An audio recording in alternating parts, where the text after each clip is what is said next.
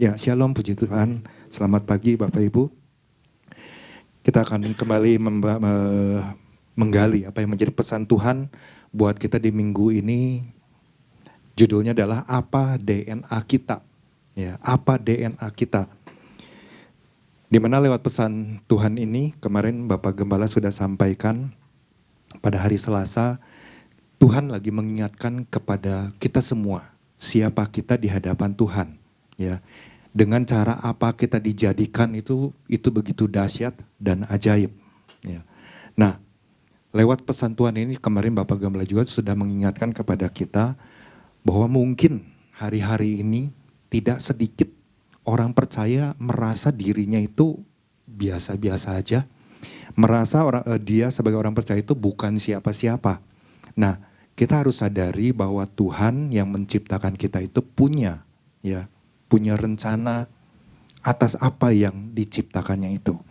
Nah, beberapa hal yang menjadi inti pesan Tuhan, nanti Bapak Ibu bisa baca di aplikasi RDMB, di situ ada warta jemaat, Bapak Ibu renungkan kembali. Atau Bapak Ibu juga bisa dengarkan di YouTube, ya, apa yang menjadi pesan Tuhan ini buat setiap kita.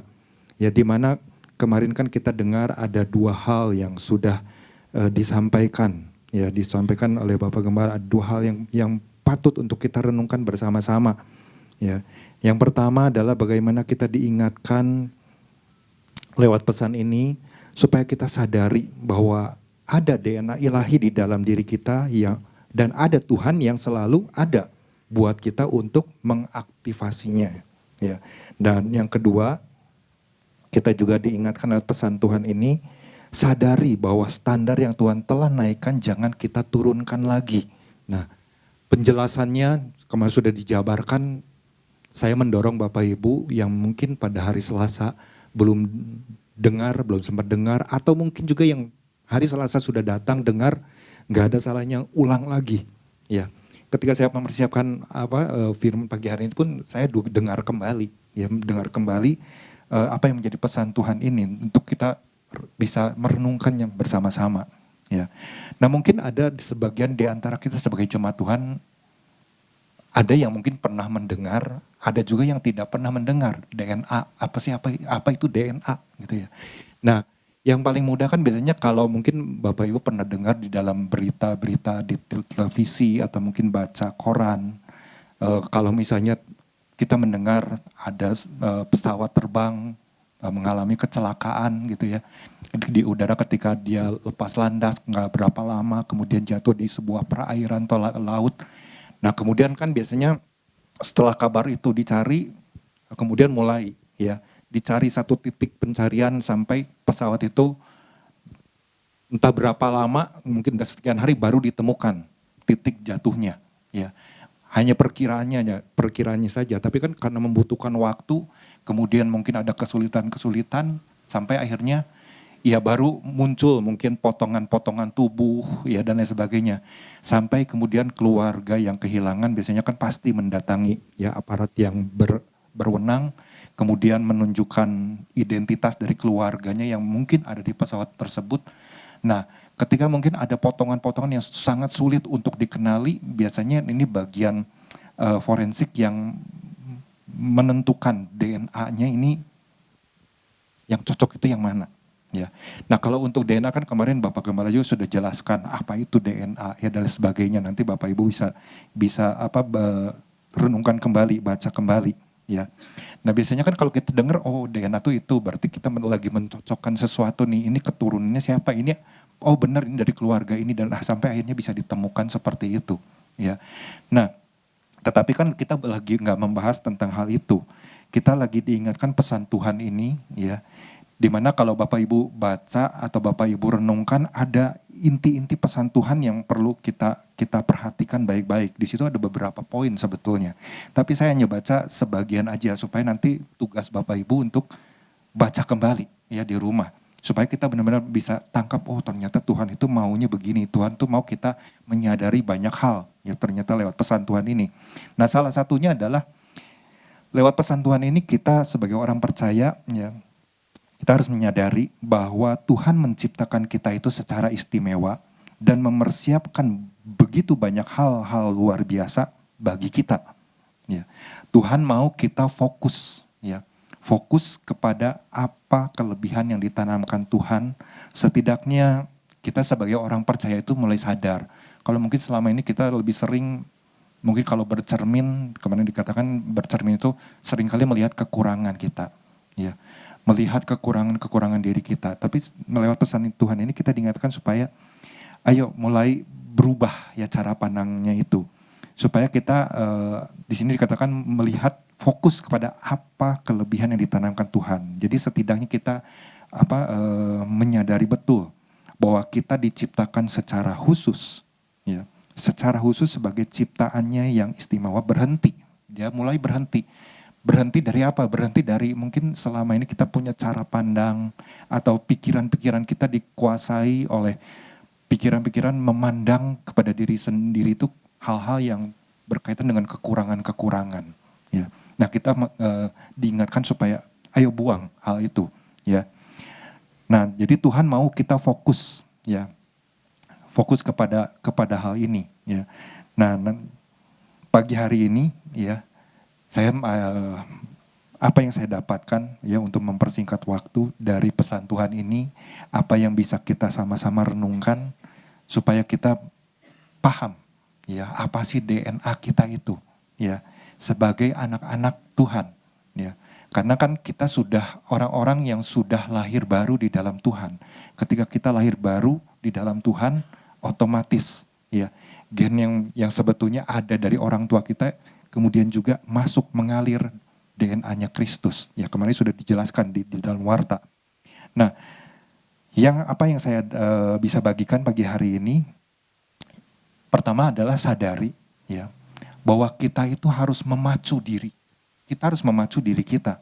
Untuk apa? Untuk selalu mengagumi dan menghargai karya Tuhan atas diri kita. Ya. Jadi kita tuh harus memacu. Jadi jangan selama ini mungkin kalau kita melihat kekurangan-kekurangan kita, seolah kita jadi tenggelam.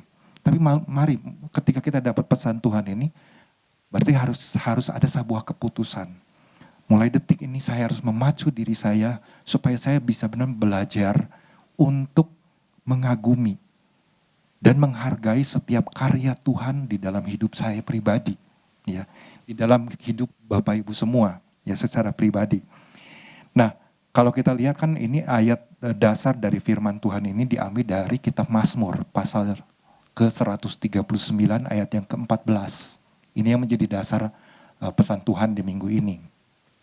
Aku bersyukur kepadamu oleh karena kejadianku dahsyat dan ajaib.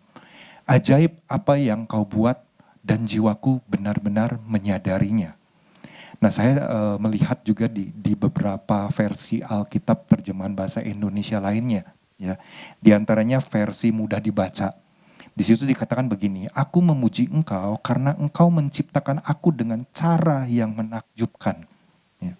Aku tahu betapa kagum itu. Ya. Ini seorang Daud menuliskan bagaimana dia diciptakan seperti itu. Dia katakan, aku tahu betapa kagum itu. Ya, di dalam terjemahan versi mudah dibaca. Di dalam terjemahan lainnya versi firman Allah yang hidup. Di situ dikatakan, terima kasih karena engkau telah membuat aku dengan begitu menakjubkan. Sungguh mengagumkan kalau direnungkan. Buatan tanganmu sungguh ajaib dan semua ini kusadari benar. Wah, kalau kita lihat perbandingannya dengan terjemahan-terjemahan lainnya, wah begitu luar biasa ya. Orang bisa menggambarkan karya Tuhan itu seperti itu. Atau di dalam terjemahan bahasa Indonesia masa kini. Ya. Di situ dikatakan, aku memuji engkau sebab aku luar biasa.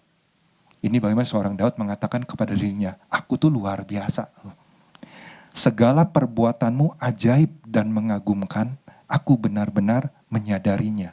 Nah ketika saya renungkan beberapa terjemahan ini, saya bisa belajar ya, dari seorang Daud ini, wah betapa Daud itu begitu menghargai pribadi Tuhan yang telah menciptakan dirinya itu sedemikian rupa.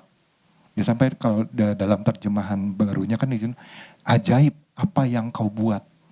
Jadi betapa dia itu mengagumi sekali karya Tuhan di dalam hidupnya. Ya. Karya Tuhan tuh dia lihat begitu luar biasa di dalam kehidupannya. Nah, sehingga di sini dia belajar suatu bagaimana dia harus belajar untuk mengagumi Tuhan. Lewat karya-karyanya apapun itu. Mungkin ada begitu banyak tantangan, rintangan, kesulitan. Ya, hal-hal ketika dia mungkin merasa dibuang, tidak dihargai, dikucilkan dan sebagainya. Ya. Dari kehidupan seorang Daud ternyata bisa menguatkan hasilnya. Ya ketika dia paham bahwa ada DNA ilahi yang Tuhan taruhkan di dalam kehidupannya. Ternyata lewat proses kehidupan yang Daud jalani, Daud ternyata bisa menguatkan orang. Ya, di saat-saat tertentu, di waktu-waktu yang genting, sebenarnya dia lagi menyatakan sesuatu ya buat banyak orang. Nah, kita bisa melihat salah satunya mungkin buat seorang pribadi ya ketika dia merasa dirinya itu begitu hina. Merasa dirinya gak ada arti apa-apa. Ya. Kita bisa melihat salah satu sahabatnya Daud, ya, waktu Daud awal-awal masuk ke dalam kerajaannya Saul. Di situ kan dia bersahabat dengan yang namanya Yonatan. Nah, Yonatan ini punya anak salah satunya adalah Mephiboset. Ya. Mephiboset waktu awal-awal dia lahirnya sempurna, ya.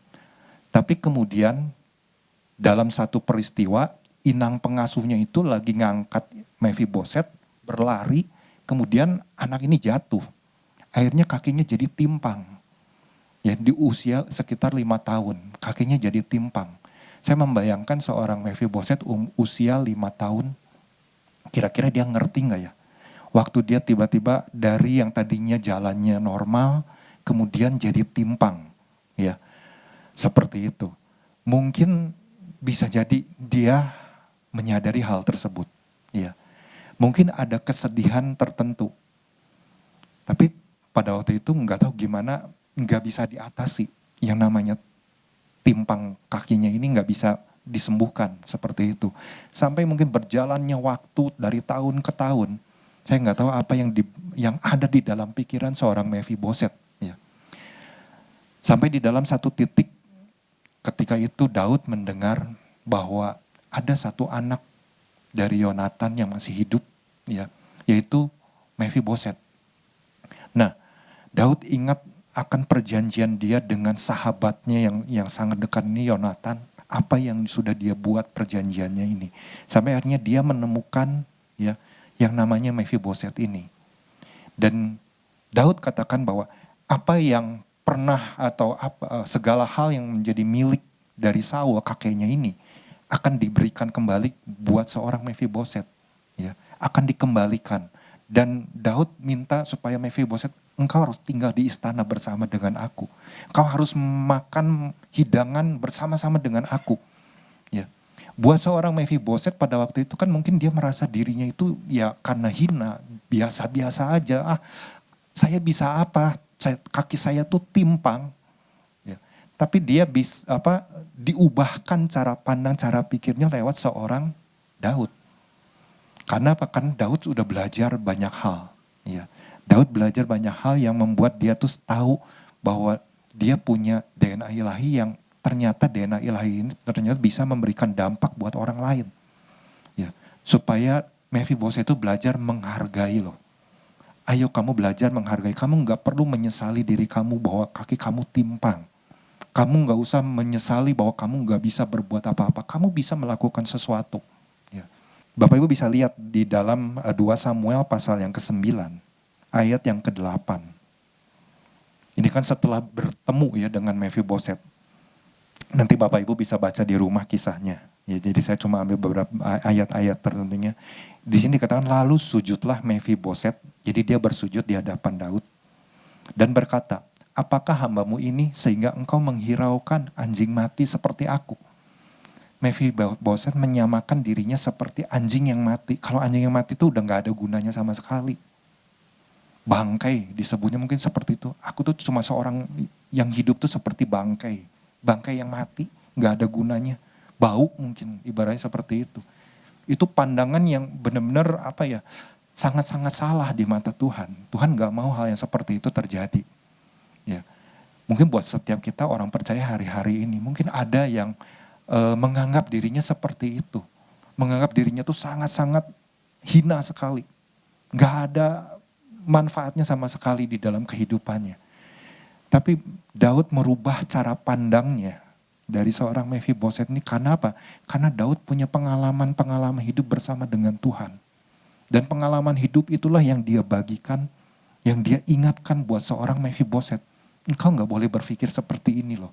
Kau harus kagumi walaupun engkau timpang. Kau harus kagumi karya Tuhan dalam hidupmu. Kalau engkau dipertemukan dengan aku hari ini, itu adalah karena karya Tuhan yang tetap memelihara hidupmu. Kurang lebih mungkin seperti itulah percakapannya antara Daud seperti dengan Mephiboset ketika berjumpa dengan Mephiboset.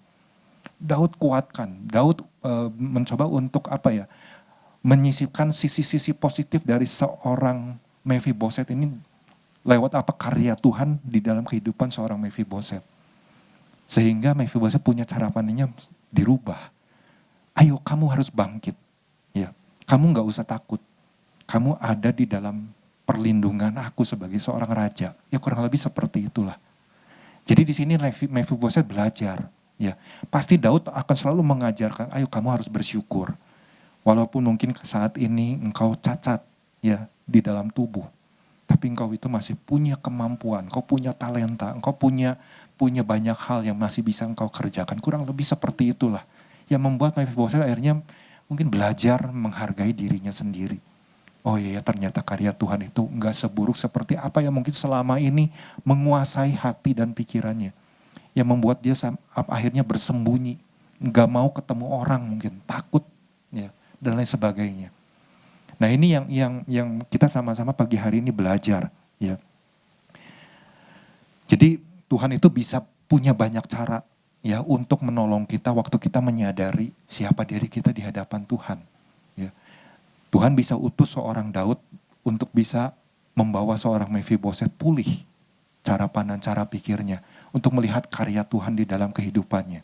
Untuk belajar, ayo kamu sekarang rubah ya. Cara pandang kamu yang lama itu harus kamu buang, harus kamu singkirkan, harus kamu jauhkan.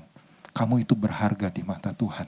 Nah kurang lebih seperti itulah, ada kata-kata yang membangun, kata-kata yang positif buat seorang Mephiboset supaya dia jangan menjadi orang yang benar-benar sangat rendah diri sekali. Ya seperti itu. Nah mungkin buat setiap kita pun sama sehari-hari ini. Mungkin masih banyak ya di antara orang-orang percaya yang menganggap dirinya itu seperti itu. Tapi lewat pesan Tuhan ini kita sama-sama belajar. Saya pun belajar. Ya, saya belajar sesuatu juga. Kadang-kadang kan kita sering kali juga melihat hal-hal tersebut ada di dalam diri kita. Tapi ketika Tuhan merubah sesuatu dalam diri kita, di situ kita melihat, oh iya ya Tuhan, berarti saya harus terus ingat ya karya Tuhan yang luar biasa dalam hidup saya. Saya harus terus belajar mengagumi Tuhan. Saya harus belajar terus menghargai setiap apa yang Tuhan buat di dalam hidup saya pribadi. Mungkin itu yang bisa kita lakukan hari lepas hari. Ya, ketika kita mungkin sulit untuk mengucapkan sesuatu tentang diri kita. Ya, kalau kita terus tenggelam seolah-olah diri kita itu menerima kenyataan. Ya, memang udah ginilah, ya. Memang hidup saya memang adanya ya seperti inilah, nggak bisa apa-apa dan lain sebagainya. Ya kita akan terus ada di dalam area seperti itu. Tapi waktu kita sadar, belajar untuk, iya Tuhan engkau selalu memelihara hidupku dari hari ke hari. Engkau terus menyertai aku mungkin dari perbuatan-perbuatan walaupun mungkin itu kecil, pemeliharaan Tuhan yang kecil dalam kehidupanku. Tapi aku mau belajar menghargainya. Aku mau belajar untuk terus mengagumi karya Tuhan. Dari situ mungkin cara pandang kita perlahan-lahan akan berubah. Memang perlu waktu, perlu proses ya, untuk bisa merubah tersebut. Tapi itu salah satu cara supaya kita bisa memahami DNA kita sesungguhnya di hadapan Tuhan. Ya. Itu yang pertama. Nah yang kedua, sadari untuk tidak merasa diri kita atau diri Anda itu kecil. Ya. Jadi kita mungkin selama ini kalau kita merasa, aduh siapa ya saya itu, saya emang gak bisa apa-apalah. Wah dia mah luar biasa, dia mah hebat. Mungkin kita lebih banyak membandingkan dengan orang lain. Wah dia mah kaya, wah dia mah diberkati, wah dia mah dipakai Tuhan luar biasa. Saya mah enggak lah, saya mah enggak bisa lah. Ya, kalau kita terus menganggap diri kita kecil, sebetulnya kalau kita renungkan kembali, kita sedang merendahkan kepribadian Tuhan. Karena apa? Karena Tuhan adalah pencipta, sang pencipta. Dia yang menenun kita, ya. Dia yang membuat kita dahsyat dan ajaib. Kalau kita terus merasa diri kita kecil, berarti kita sedang menghina pribadi Tuhan itu sendiri. Nah di sini kita harus belajar sama-sama, ya memahaminya. Jadi apa yang harus kita lakukan supaya kita tidak merasa diri kita kecil? Ya lakukan sesuatu yang membuat Tuhan bangga. Lakukan sesuatu yang membuat pencapaian kita itu di hadapan Tuhan itu bikin Tuhan senang. Kalau saya sebagai orang tua, sebagai ayah, saya punya anak. Anak saya kemudian sukses ya di pekerjaan yang dia kerjakan. Saya sebagai orang tua saya bangga. Saya ingat dulu waktu ngajar anak saya yang pertama untuk bernyanyi ya. Kemudian hasil yang dia capai walaupun dia juara ketiga awal-awalnya. Saya bangga nggak? Saya bangga. Saya terharu, saya kagum. Wow, dia luar biasa ya. Ternyata dia punya talenta yang dari umur kecil, umur 3 tahun, 4 tahun dia sudah mulai berani untuk tampil di depan. Ya, saya nggak nyangka seperti itu. Nah, waktu saya melihat pribadi dari anak saya ini seperti itu, saya sebagai orang tua saya bangga. Saya terharu dengan apa yang dia lakukan. Ya, mungkin dengan segala kekurangannya, tapi dia berhasil untuk mencapai sesuatu. Nah begitu juga kita sebagai anak-anak Tuhan, ketika kita sudah dipilih, kita diangkat ya menjadi anak Tuhan. Pernah nggak mungkin kita kepikir, Tuhan apa ya yang bisa saya lakukan supaya bikin Tuhan bangga? Apa yang bisa saya lakukan supaya Tuhan itu punya hati, wow aku terharu nak sama kamu, aku bangga, aku senang sekali. Dan mungkin Tuhan datang memeluk kita. Bisa nggak mungkin kita berpikir seperti itu? Mungkin kita kadang-kadang nggak pernah berpikir seperti itu ya. Seperti mungkin anak kecil yang lagi mau menyenangkan hati bapaknya. Ya. Mungkin yang lebih banyak keluhan-keluhan yang disampaikan ya. Sungut-sungut seperti itu. Tapi bisa nggak kita mungkin belajar sesuatu? Ya. Jadi dari sini poin yang kedua ini sadari untuk tidak merasa diri kita kecil. Tapi lakukan sesuatu yang membuat Tuhan itu bangga dengan pencapaian kita. Ya. Ayatnya masih dari ayat yang ke-14 tadi dari Mazmur 139 ayat ke-14 ini. Aku bersyukur kepadamu oleh karena kejadianku dahsyat dan ajaib. Ajaib apa yang kau buat dan jiwaku benar-benar menyadarinya. Ketika Daud berkata bahwa jiwaku benar-benar menyadarinya. Ya, kalau tadi kan saya baca juga di terjemahan lainnya. Aku menyadarinya, aku kagum akan itu. Ya, ini kan ada sebuah ungkapan hati yang keluar ya dari seorang pribadi Daud. Ya. Kita bisa melihat beberapa contoh di dalam Alkitab. Ya. Waktu bangsa Israel berhadapan dengan Filistin, kita tahu ya kisah ini. Bagaimana seorang Goliat dia berkoar-koar, dia mengintimidasi, membuat bangsa Israel pada waktu itu para prajurit, ya, para prajurit dari orang-orang Israel menjadi cemas hatinya. Karena apa? Karena perkataan-perkataan yang benar-benar membuat mereka tuh jadi takut, membuat mereka itu jadi berpikir, aduh kata-katanya melemahkan aku ya, aduh kata-katanya mengintimidasi sekali ya. Terus mereka saking itu kan 40 hari ada di satu wilayah mungkin lapangan yang luas. Kalau kita bayangkan kalau orang ada di dalam sebuah lapangan cukup luas ketika dia berteriak mungkin suaranya langsung terdengar ya menggema. Sampai satu titik diutuslah Daud oleh ayahnya untuk bawa makanan. Nah waktu Daud lihat itu, ini ada apa? Ada apa? Ya kenapa kok kalian lagi ibaratnya lagi diam-diam begini nggak melakukan sesuatu. Oh itu lagi ditantang tuh sama pasukan Filistin. Ya. Terus muncul lagi, ada lagi Goliat mengatakan hal yang sama berulang-ulang. Waktu dengar hal tersebut terus berulang-ulang. Kalau Bapak Ibu baca di dalam 1 Samuel pasal yang ke-17. Orang yang dari tadinya cemas, takut, lama-lama waktu dengar itu lari. Lari, cari aman. Ya, berlindung, udahlah jangan kita ladenin. Udahlah kita mundur aja. Udahlah kita kalah aja. Ya. Itu kan sebuah intimidasi. Ya, intimidasi yang dilepaskan mungkin oleh musuh. Yang mungkin hari-hari ini juga kita sebagai orang percaya kadang-kadang intimidasi itu datang di dalam kehidupan kita, di dalam pikiran kita. Ya, yang mungkin musuh coba untuk terus mempengaruhi pikiran-pikiran kita. Nah, tapi bagaimana respon dari seorang Daud, ya, yang luar biasa, lewat sikapnya itu sebetulnya dia lagi mengajarkan kepada orang banyak di situ. Pasukan-pasukan prajurit-prajurit yang sebetulnya kan punya pengalaman yang jauh lebih hebat dari Daud sendiri. Daud lagi mengingatkan hal tersebut tanpa disadari. Ya, hei, kalian itu kan barisan orang Israel, barisan Allah yang hidup. Ya, masa sih kalian cuma jadi patung, kurang lebih mungkin seperti itu ya yang ada di dalam pikiran dari seorang Daud. Kenapa sih kamu kok cuma diem aja, nggak berani gitu lawan tantangan dari orang yang ada di hadapan kamu? Iya, dia kan besar, dia kan tinggi dan lain sebagainya. Kamu ini udahlah jangan terlalu banyak omong lah. Mungkin pengaruh dari intimidasi itu ya menguasai hati dan pikiran mereka dan mereka coba tularkan lagi kepada seorang Daud.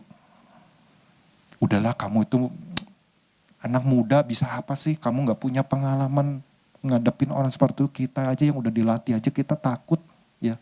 Apalagi kamu. Kurang lebih mungkin seperti itulah. Ya kata-kata atau bahasa-bahasa yang dijumpai oleh Daud kepada beberapa orang. Bahkan kakak-kakaknya sendiri kan meremehkan dia. Ngapain kamu di sini? Udah tuh urus kambing domba yang ada di sana. Udah jangan cari muka di sini. Kurang lebih seperti itu. Ya. Bahkan seorang Saul pun yang menganggap Daud itu nggak ada kemampuan apa-apa. Tapi buat seorang Daud, dia lagi berkata-kata ya kepada orang-orang yang lagi lemah hatinya, lagi tawar hatinya. Kamu harus bangkit. Kamu harus ingat kita punya Tuhan yang besar. Jangan kamu takut. Itu kurang lebih seperti itulah. Kata-kata yang memotivasi, yang mendorong orang-orang supaya sadar. Tapi orang-orang di situ mereka berkata, enggak lah, udahlah, ya gini aja lah. Kita diam aja, apa sih yang mau mereka lakukan? Ya kalau kita harus mati, ya udahlah mati aja lah. Waktu harus berperang, gimana nanti aja. Ya, mungkin yang ada dalam pikiran para prajurit itu seperti itu. Tapi buat seorang Daud, dia katakan, kalian itu adalah barisan Allah yang hidup. Ya, barisan daripada Allah yang hidup. Itu sampai 2 kali Bapak Ibu kalau baca di 1 Samuel pasal yang ke-17. Nggak tahu nih orang Filistin bahwa kita ini barisan Allah yang hidup. Ya, belum tahu dia. Kurang lebih seperti itu. Ya, waktu dia mungkin ada di antara para prajurit waktu ngantar makanan. Artinya dia lagi menularkan sesuatu buat orang-orang di situ.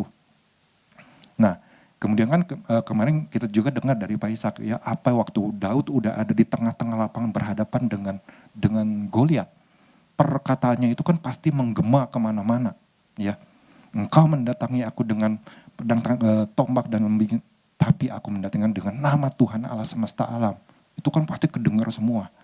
Perkataan itu kan sebetulnya lagi memotivasi orang-orang. Lagi menguatkan orang-orang yang tanpa sadar. Mungkin selama ini merasa dirinya kecil. Disitulah kita belajar sesuatu. Ya. Lewat perkataan kita, lewat tindakan kita, respon kita. Itu benar-benar harusnya tuh bisa membangkitkan orang, menyadarkan orang. Sampai ketika Daud bertindak sesuatu ternyata kan Tuhan turut campur tangan di situ. Ya, di sini kita bisa melihat sebuah perbedaan. Ya, orang yang benar-benar memahami DNA-nya itu berasal dari Tuhan. Dia tahu di dalam dirinya ada potensi yang luar biasa.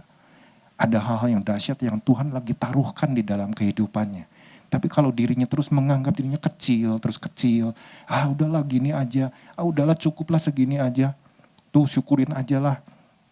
Udah gak usah cari yang hal-hal yang yang lebih luah seperti itu ya.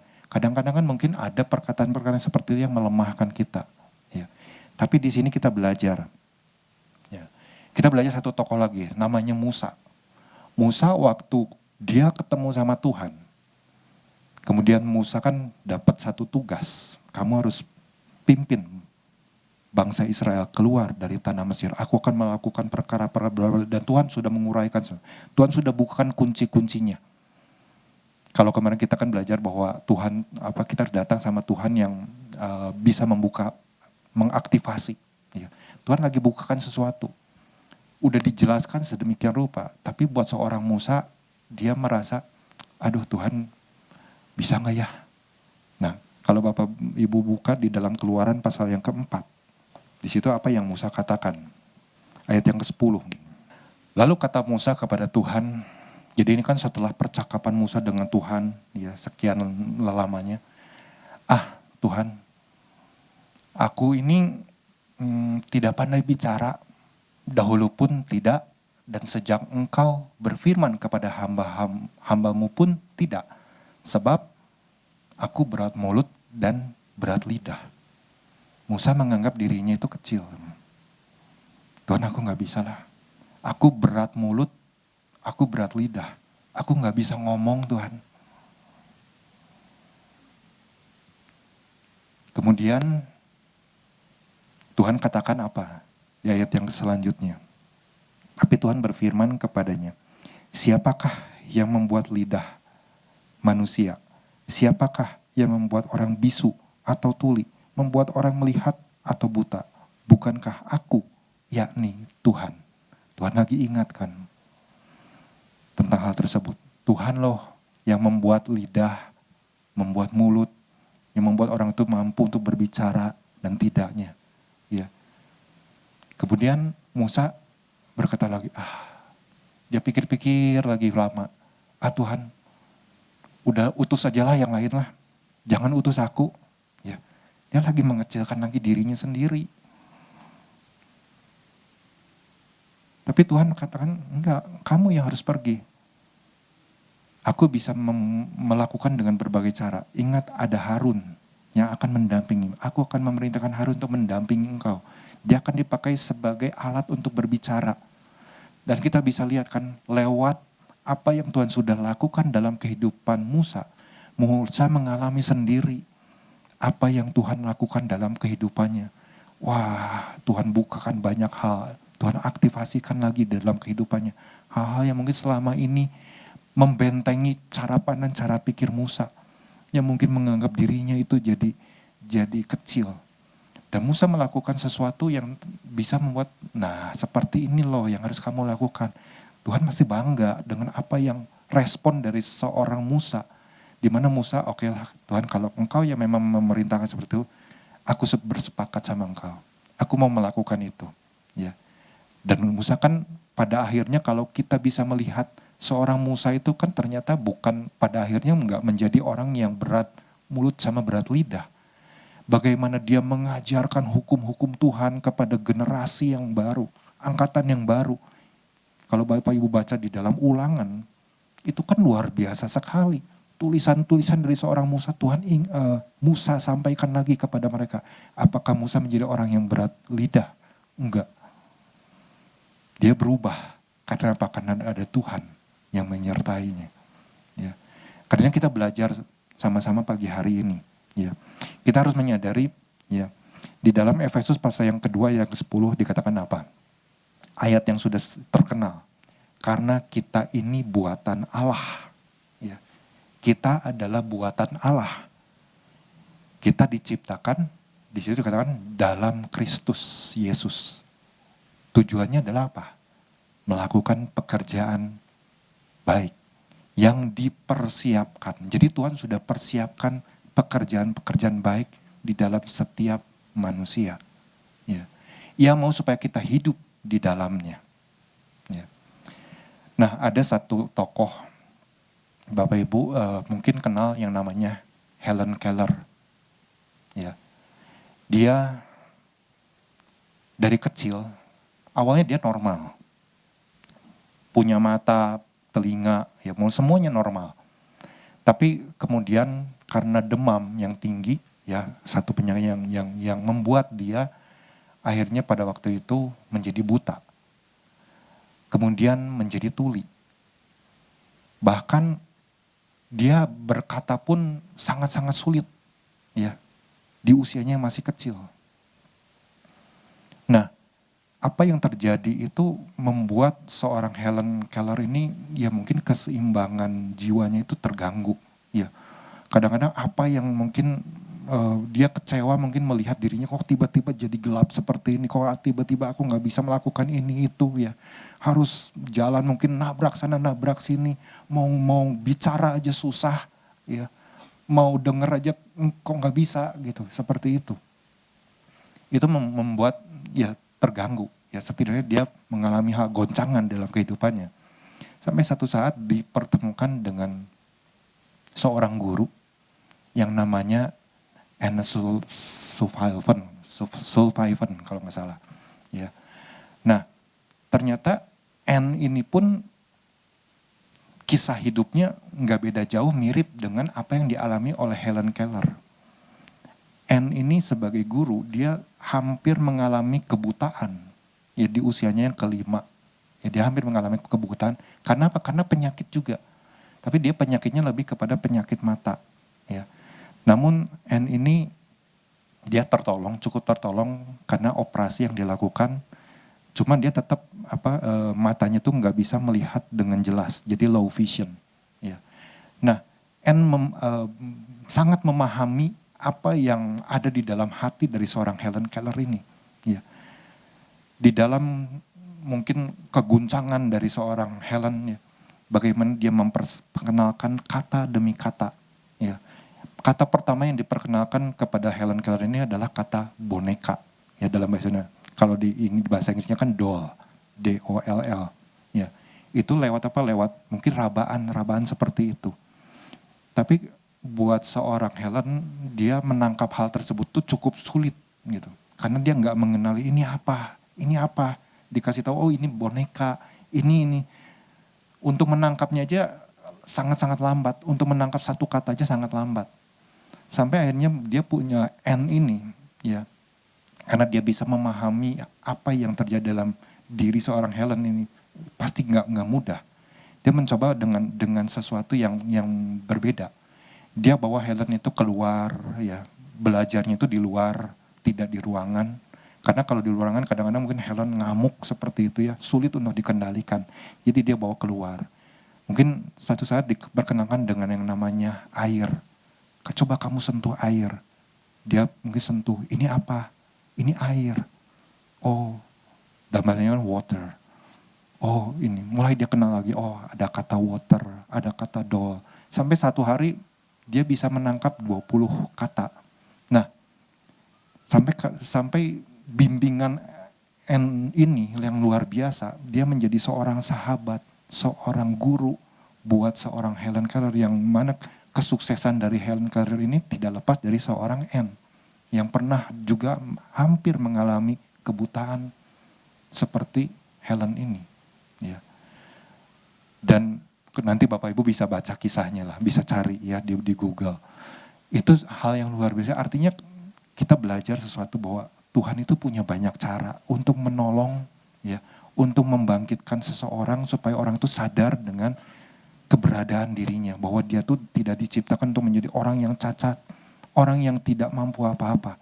Tuhan bisa tolong dengan caranya yang luar biasa. Lewat mungkin pribadi-pribadi yang Tuhan kirimkan, bisa saja seperti itu. Atau pribadi Tuhan sendiri, atau mungkin lewat gembala, ya, di mana kita berada, kita dinaungi. Kita bisa dapatkan sesuatu yang bisa merubah cara pandang, cara pikir kita untuk melihat, ya, supaya cara pandang kita ini benar. Melihat diri kita ini menjadi benar. Karenanya biarlah pagi hari ini apa yang bisa saya bagikan ini bisa menguatkan Bapak Ibu semuanya, dan tentu juga secara pribadi buat diri saya sendiri. Ya, Tuhan Yesus memberkati.